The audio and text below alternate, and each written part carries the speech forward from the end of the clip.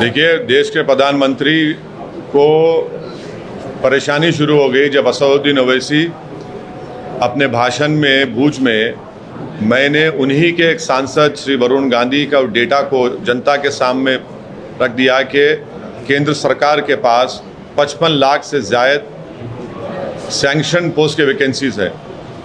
तो फ़ौरन प्रधानमंत्री को लगा कि अब असल मुद्दे पे ये लोग बात कर रहे हैं, इसीलिए प्रधानमंत्री ने हड़बड़ाहट में ये ऐलान कर दिया कि 2024 तक 10 लाख नौकरियां दी जाएंगी, यानी हर साल 5-5 लाख नौकरियां। हम देश के प्रधानमंत्री से पूछना चाह रहे हैं, क्या है ये सच नहीं है कि आपने 2014 में देश से कहा था कि मैं हर साल 2 करोड़ नौकरियां दूंगा, तो 8 साल में तो 16 करोड़ नौकरियां आपको देना था, आप भूल गए उसको। और अब आप कह रहे हैं कि मैं 24 में, क्योंकि चुनाव आ रहा है पार्लियामेंट का, और राजस्थान का, मध्य प्रदेश, छत्तीसगढ़ का चुनाव है, गुजरात का, आप कह रहे हैं कि मैं 5-5 लाख नौकरी दूंगा। भाई 16 करोड़ नौकरियों का क्या हुआ, आप बता दीजिए हमको, वो क्यों नहीं दिया आपने। और ये जो 10 लाख नौकरी का आप बोल रहे हैं, 10 लाख नहीं 55 लाख सेंट्रल गवर्नमेंट के पास सैंक्शन पोस्ट है, आप क्यों नहीं देते? वो 10 लाख क्यों दे रहे हैं आप?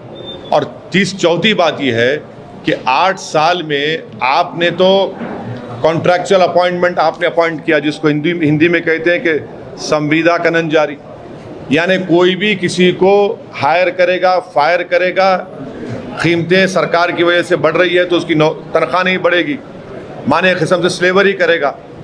ये क्या कर रहे हैं?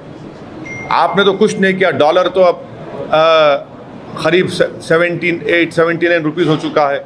अनएम्प्लॉयमेंट भारत में 7.83 है। आप तो पहले हर साल 2 करोड़, वो झूठ साबित हुआ, जबकि 16 करोड़ नौकरियां मिलनी चाहिए थी। अनएम्प्लॉयमेंट 7.83 है, इन्फ्लेशन हाईएस्ट है, और आपके ही केंद्र सरकार में 10 लाख नहीं 55 लाख से ज़ायद वैकेंसीज है।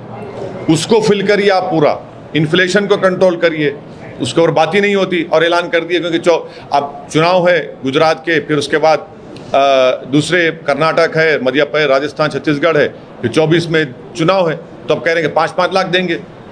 सबसे पूरे विश्व में अगर कहीं नौजवान युवा बेरोजगार है तो भारत में है, और प्रधानमंत्री ऊंट के मुंह में जीरा दे रहे हैं।